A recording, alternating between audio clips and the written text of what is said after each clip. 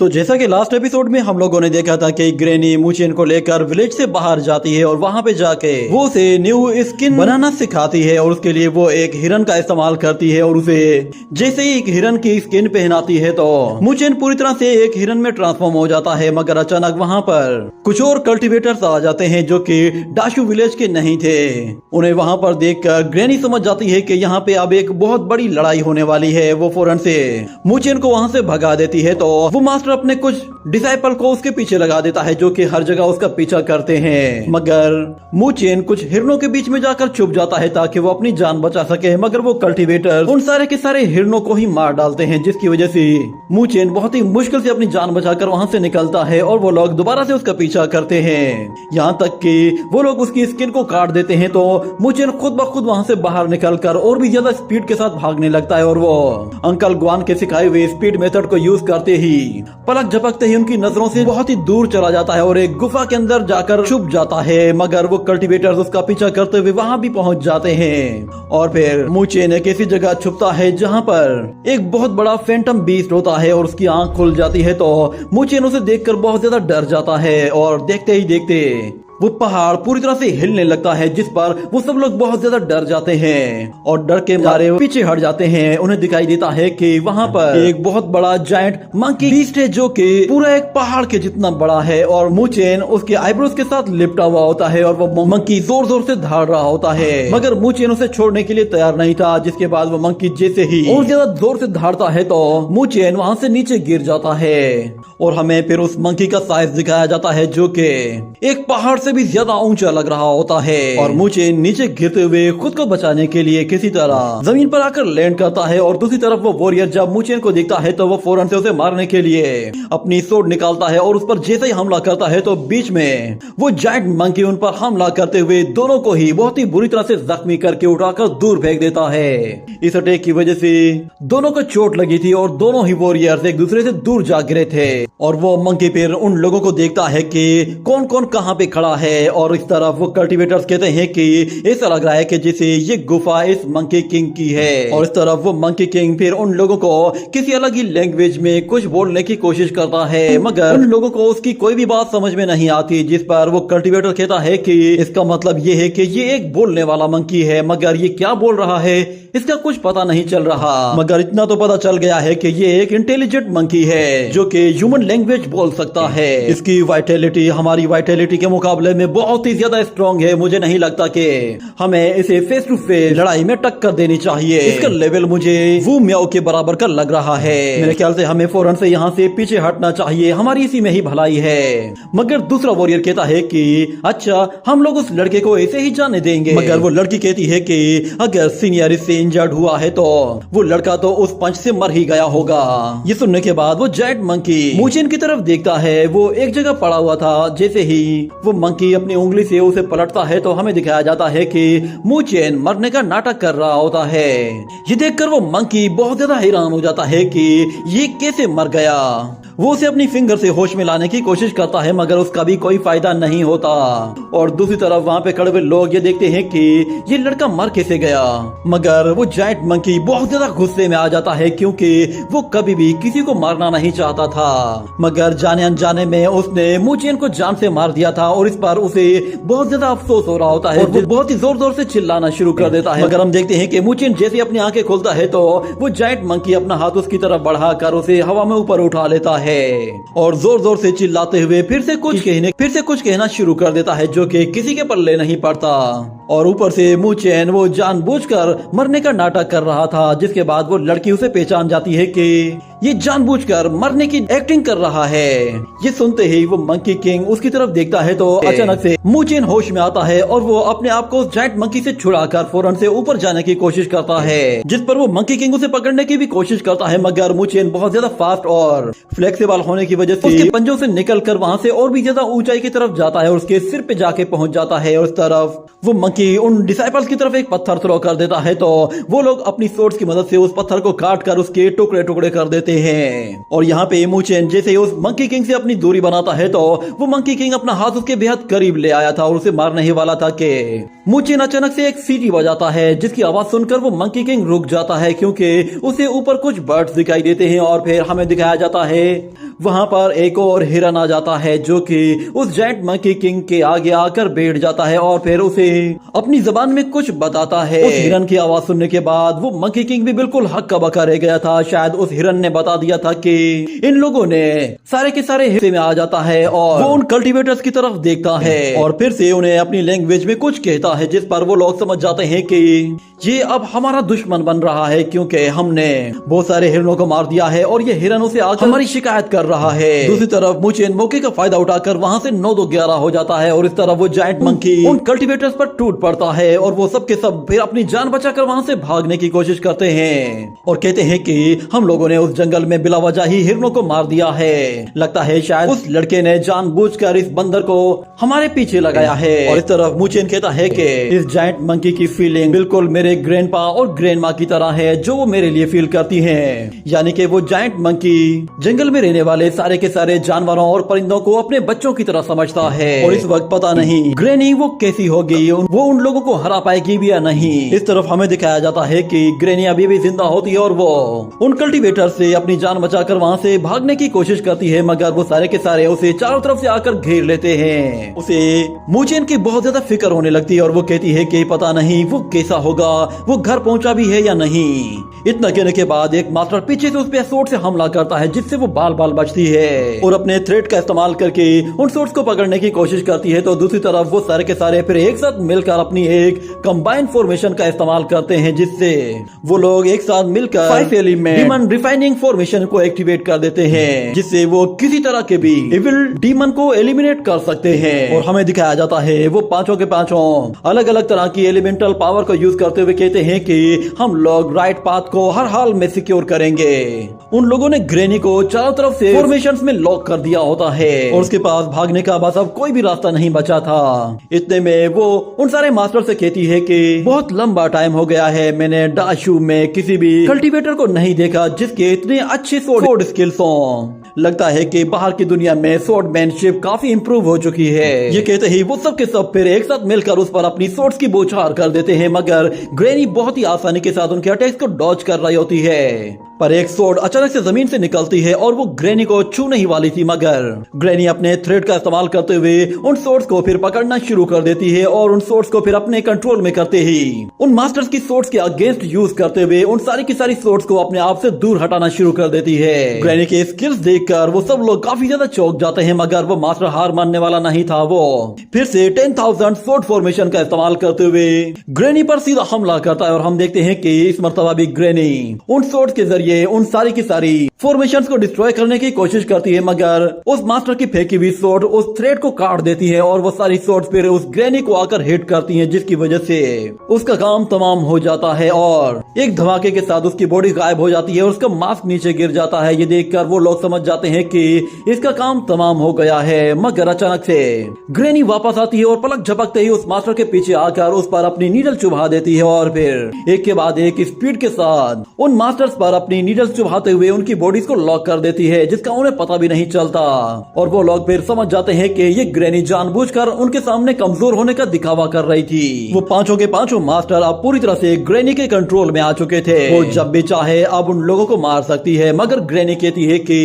Finally अब मुझे कुछ और ह्यूमन स्किन्स मिलने वाली हैं और इस तरफ वो मास्टर कहता है कि ये औरत जानबूझकर हमें यहाँ तक लेकर आई है क्योंकि ये हमारी स्किन्स को यूज करना चाहती है। और ग्रैनी भी कहती है कि बहुत लंबा टाइम हो गया है, मैंने अपनी ह्यूमन स्किन को चेंज नहीं किया। ये कहते हुए वो अपनी एक सीजर बाहर निकालती है और उससे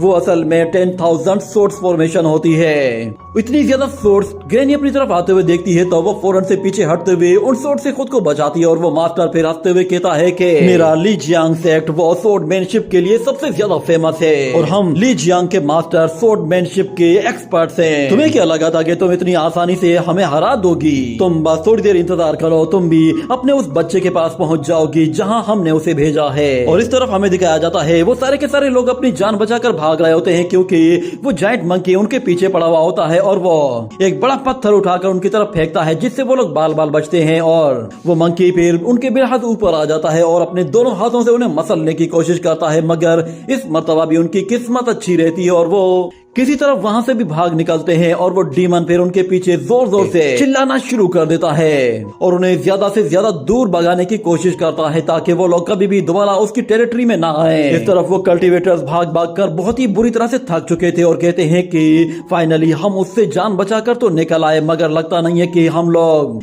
दोबारा कभी उसकी टेरिटरी में जा पाएंगे। वो हमें अब इतनी आसानी से वहां आने नहीं देगा और हम लोग उस लड़के को भी नहीं पकड़ पाएंगे। अगर हम लोग खाली हाथ वापस जाते हैं तो हम मास्टर को क्या मुंह दिखाएंगे? हमारी सारी इज्जत मिट्टी में मिल जाएगी। मगर वहाँ पे खड़ी हुई लड़की कहती है कि हम उसे इतनी आसानी से भागने नहीं देंगे, तुम लोग बेफिक्र हो जाओ। उसकी की वो बहुत ही ज्यादा ऑफेंसिव है इसलिए उसे ढूंढना इतना ज्यादा मुश्किल नहीं होगा। ये कहने के बाद वो उसकी की को डिटेक्ट करने की कोशिश करती है और हमें दिखाया जाता है कि वो बहुत ही आसानी के साथ उसकी की को डिटेक्ट कर लेती है और उसे वो मिल भी जाता है और उसे पता चल जाता है कि वो किस डायरेक्शन की तरफ जा रहा है और वो अपने सारे साथियों को बताती है कि वो लड़का इस डायरेक्शन की तरफ गया है। ये सुनते ही वो सब उसका पीछा करना शुरू कर देते हैं और इस तरफ हम देखते हैं मूचेन को। वो बहुत ही ज्यादा दूर निकल आया था मगर वो कहता है कि लगता है कि शायद वो लोग अभी भी मेरा पीछा करेंगे, मैं उन्हें यहाँ से बहुत ही ज्यादा दूर ले जाऊंगा। उम्मीद करता हूँ कि ग्रैनी वो बिल्कुल ठीक होगी। हमें वहाँ पर एक ड्रैगन को भी दिखाया जाता है जो कि देखने में ही काफी खूंखार लग रहा होता है, मगर मूचेन के लिए वो बिल्कुल भी खतरनाक नहीं था। वो कहता है कि ये सारे के सारे लोग तो डीमन से भी ज्यादा बदतर हैं। इन लोगों ने मुझे पकड़ने के लिए न जाने कितने ही बेगुनाह हिरनों को मार दिया। मैं इन लोगों को इसकी सजा देकर रहूंगा। हालांकि वो वांग युआन मंकी वो तो दिखने में ही बहुत ज्यादा खतरनाक लगता है, मगर आज तक उसने कभी न किसी जानवर को मारा, ना ही उसने कभी किसी परिंदे को मारा है। इन सारे के सारे लोगों को उस युआन से सीखना चाहिए। ये कहने के बाद हम देखते हैं कि वो जिस जगह पहुंचता है वहाँ पर एक बहुत बड़ा बर्ड मौजूद होता है जिसका सिर पूरी तरह से स्कल का बना हुआ होता है और वो मूचेन को देखने के बाद वहाँ से उड़ते हुए बहुत ही दूर जाने की कोशिश करता है तो मूचेन फिर उसका पीछा करने लगता है और उसके साथ साथ भागना शुरू कर देता है और कहता है कि धत तेरे की मैं यहाँ पे फंस गया हूँ और काफी ज्यादा टाइम भी गुजर चुका है और बहुत जल्द अब अंधेरा भी होने वाला है। मुझे नहीं लगता कि अगर मैं विलेज की तरफ गया तो मैं अंधेरा होने से पहले वहाँ पर पहुँच पाऊंगा। इतना कहने के बाद अचानक उसे ग्रैनी की बात याद आती है कि उसने बताया था अगर तुम कभी भी अंधेरा होने से पहले घर ना पहुंच पाओ तो डाशू में मौजूद रून फॉरेस्ट में छुप जाना, वहाँ पे तुम्हारे सरवाइव करने के चांसेस ज्यादा होंगे। मगर मूचेन कहता है कि मैं भला असली रून्स को कैसे तलाश कर पाऊंगा, यहाँ पे तो बहुत ज्यादा रून्स हैं। मगर ग्रैनी कहती है कि उन रून्स को तलाश करने का बस एक ही तरीका है, तुम्हें दो चीजों पर गौर करना चाहिए। एक तो ये है कि वहाँ पर क्या सेम इस तरह के स्टेचूज हैं जो कि हमारे इस विलेज में मौजूद हैं, और दूसरी बात ये है कि वहाँ पर बहुत ही ज्यादा एक्सोटिक बीस्ट भी मौजूद होंगे जो कि अंधेरा होने से पहले ही उस रून की तरफ जाने की कोशिश करेंगे और तुम्हें बस उनका पीछा करना है। वो बेस्ट जानते हैं कि उन्हें अंधेरा होने तक कहां तक पहुंचना है, इसीलिए तुम्हें सिर्फ और सिर्फ उनको फॉलो करना है। वो तुम्हें खुद ब खुद तुम्हारी मंजिल तक पहुंचा देंगे। क्या तुम जानते हो मैंने तुम्हें क्या बताया है और क्या तुमने ये नोट कर लिया है? तो मूचेन कहता है कि हाँ मैंने ये सारी बातें लिख ली हैं। और इस तरफ हमें दिखाया जाता है जैसे जैसे अंधेरा होने लगता है वो सारे के सारे बीस्ट उड़ते हुए सीधा एक अलग डायरेक्शन की तरफ जाने लगते हैं और मूचेन भी उनका पीछा करते हुए कहता है कि मैं इनके पीछे जाऊंगा और ग्रैनी के मुताबिक मुझे एक ऐसी जगह मिल जाएगी जो कि मेरे लिए ज्यादा सूटेबल होगी। मगर भागते भागते अचानक वो एक जगह गिर जाता है और कहता है कि मेरी एनर्जी वो काफी ज्यादा कंज्यूम हो चुकी है और मैं इंजर्ड भी हो चुका हूँ, इसीलिए मैं ज्यादा दूर तक नहीं जा पाऊंगा। मगर वो विलेज चीफ के सिखाए हुए मेथड को यूज करते हुए अपनी की का इस्तेमाल करते ही अपनी वाइटैलिटी को दोबारा से रीगेन करने की कोशिश करता है, क्योंकि ग्रैंडपा ने उसे 3 अलग तरह के ऐसे मेथड सिखाए थे जिसकी मदद से वो अपनी वाइटैलिटी को रिकवर कर सकता है। और उनमें से एक मेथड का इस्तेमाल करते हुए वो अपनी इंजरीज को भी हील कर रहा होता है और साथ में वो अपनी वाइटलिटी को रिकवर करने के बाद वहां से भागते हुए उन मॉन्स्टर्स का पीछा भी कर रहा होता है। मगर फिर देखते ही देखते अचानक उसकी आंखों के सामने रोशनी छा जाती है और वो फौरन से अपने सीक्रेट स्पेस में आ जाता है, जहां वो देखता है कि वहां पे हर जगह पानी ही पानी है और वो अपनी वाइटलिटी का इस्तेमाल करते हुए उस पानी को कंट्रोल करने की कोशिश करता है, जिसमें वो सक्सेसफुल हो जाता है। मगर जब वो अपने सामने अपने एक चमकदार एम्ब्रियो को देखता है तो वो कहता है कि शायद ये वही एम्ब्रियो है जिसके बारे में मास्टर ने बताया था। ये कहते ही वो वाटर टेक्निक का इस्तेमाल करते हुए वो पानी की एक बहुत बड़ी लहर क्रिएट करता है जो कि सीधा उस एम्ब्रियो से टकरा जाती है। मगर हम देखते हैं कि उसके सामने एक बैरियर बना हुआ होता है जो कि उस पानी की लहर को वहीं पे ही रोक देता है। और मूचेन ये देखकर बिल्कुल हैरान हो जाता है और वो कहता है कि मैं इस एम्ब्रियो को अनलॉक करने की जितनी भी कोशिश करता हूँ, हर मर्तबा ये मेरे अटैक को बहुत ही आसानी से डिस्ट्रॉय कर देता है। कहीं ये वाकई में मेरे सेंटर में मौजूद वो एम्ब्रियो तो नहीं है कि जिसके बारे में मुझे मास्टर ने बताया है। उन्होंने कहा था कि हर कल्टीवेटर की बॉडी में 7 अलग अलग ऐसे एम्ब्रियोज होते हैं जिन्हें अनलॉक करना होता है, मगर उन्हें अनलॉक करने के लिए उनके ऊपर मौजूद बैरियर को तोड़ना होता है। जो भी शख्स उस एम्ब्रियो के ऊपर मौजूद उस वॉल को तोड़ देगा वो अपने आप ही ब्रेक थ्रू कर लेगा। मुझे हर हाल में इसे एक्टिवेट करना ही होगा और उसके लिए मुझे और भी ज्यादा हार्ड वर्क करने की जरूरत है। इस वक्त ग्रैंड माँ को मेरी जरूरत है, तो मेरे लिए सबसे बेस्ट ऑप्शन यही है कि मैं फौरन से ब्रेक थ्रू करूँ और ग्रैंड माँ की जाके मदद करूँ और उन लोगों को एक बहुत ही अच्छा सरप्राइज दे सकता हूँ। ये कहने के बाद वो पानी की एक बहुत बड़ी लहर को क्रिएट करते हुए फौरन से उसके साथ जाते ही उस वॉल से जाके टकरा जाता है। मगर हमें दिखाया जाता है कि इस मर्तबा भी कोई फायदा नहीं होता और वॉल से टकराने की वजह से वहां पर अचानक से कुछ लेटर्स अपने आप ही एक्टिवेट हो जाते हैं, जिन्हें देखकर मूचेन भी थोड़ा सा हैरान हो जाता है क्योंकि उस पूरे के पूरे बैरियर वॉल के ऊपर ये लेटर्स लिखे हुए होते हैं और वो सारे के सारे फिर एक जगह कंबाइन होकर उस एम्ब्रियो के चारों तरफ गोल गोल घूमना शुरू कर देते हैं। ये देखकर मूचेन भी हैरान हो जाता है और फिर उसे अचानक कोई आवाज सुनाई देती है जिस पर वो कहता है कि ये आवाज कहाँ से आ रही है, यहाँ तो कोई भी नहीं। मगर उसके पीछे बहता हुआ बहुत ज्यादा लावा आता है जो कि उसे पकड़कर सीधा उस एम्ब्रियो की तरफ लेकर जा रहा होता है। और मूचेन कहता है आखिर ये क्या चीज है। इसके आते ही मेरी बॉडी की एनर्जी वो अपने आप ही डिसअपियर हो गई है और फिर हम है और उसके अंदर से वो सारी की सारी एनर्जी भी रिलीज होने लगती है। और फिर हमें अगले सीन में दिखाया जाता है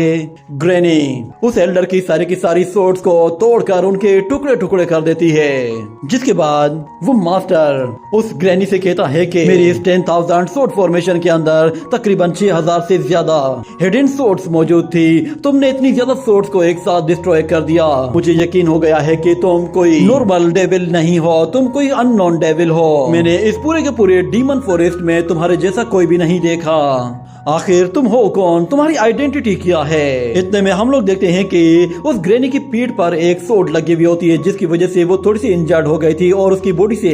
कुछ हवा लीक होने लगती है। ये देखकर ग्रैनी कहती है कि तुम लोगों ने मुझे हर्ट किया है। ये कहते ही वो अपने थ्रेड के जरिए उस सोड को अपनी बॉडी से बाहर निकालती है और उसकी बॉडी से निकलने वाली हवा और भी ज्यादा तेजी से निकलने लगती है, जिस पर ग्रैनी कहती है कि ये स्किन तुम लोगों ने खराब कर दी है, लगता है कि इसे मुझे रिपेयर करना पड़ेगा। वो अपने रेड थ्रेड के जरिए अपनी स्किन को दोबारा से पूरी तरह से रिपेयर कर देती है और वो सारे के सारे मास्टर भी चौंक जाते हैं और कहते हैं कि तुम जो देख रही हो वो तुम नहीं हो, बल्कि तुम किसी ह्यूमन स्किन में मौजूद हो। और वो मास्टर कहता है जरा 1 मिनट रुको, मैंने ये आवाज कहीं सुनी है, मुझे अब पता चला कि तुम कौन हो। तुम तो टियानमो कल्ट की लीडर हो। ये कहने की ही देर थी कि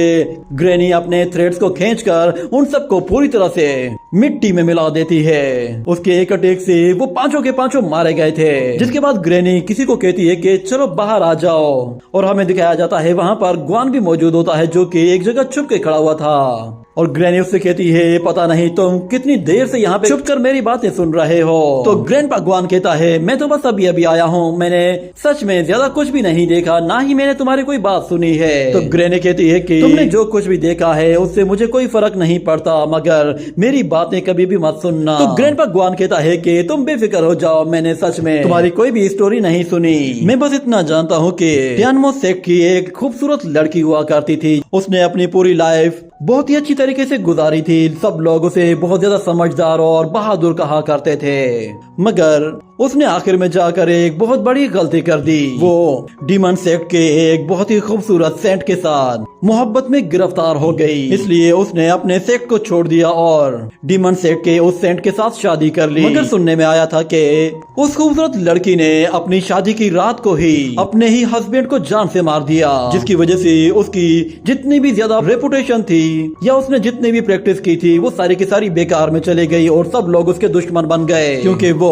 डीमन की एक डीमन कल्ट बुक को लेकर भाग गई थी और सारे डीमंस उसके पीछे पड़े हुए हैं और अब तक वो उसे मारना चाहते हैं। मगर फिर ग्रैनी भी कहती है कि जब मैं जवान थी उस वक्त मैंने भी एक लड़के की स्टोरी सुनी थी। उस लड़के को दुनिया का सबसे बेहतरीन चोर कहा करते थे, क्योंकि मगर ये बात सुनते ही अंकल ग्वान कहता है कि सुनो ग्रैनी, तुम तो सच में बहुत ही लाजवाब हो। वैसे भी अब हम लोग बूढ़े हो चुके हैं और इस विलेज में हम लोग बिल्कुल बेकार हैं, इसलिए हमें चाहिए कि हम एक दूसरे के सीक्रेट्स को छुपा कर रखें और हम लोग कभी भी एक दूसरे से एक दूसरे का बैकग्राउंड कभी भी नहीं पूछेंगे। यूँ समझ लो कि आज से मैं अंधा, गुंगा और बहरा हूँ, ना मैंने कुछ देखा, ना सुना, ना ही मैंने कुछ बोला है। और मैं चाहता हूँ कि तुम भी मेरे मामले में कोई भी बात किसी को भी मत बताओ, और खास तौर पर मूचेन को तो इसके बारे में भनक भी नहीं पड़नी चाहिए। ये सुनने के बाद ग्रैनी को याद आता है कि मूचेन तो घर की तरफ गया था। वो उससे कहती है कि क्या तुम्हें मूचेन मिला, वो घर पहुंचा है या नहीं? तो फिर अंकल वान कहता है कि नहीं, मैं तो इस रास्ते से सीधा आया हूँ, मुझे वो कहीं भी नहीं दिखा। ये सुनते ही ग्रैनी फिर फौरन से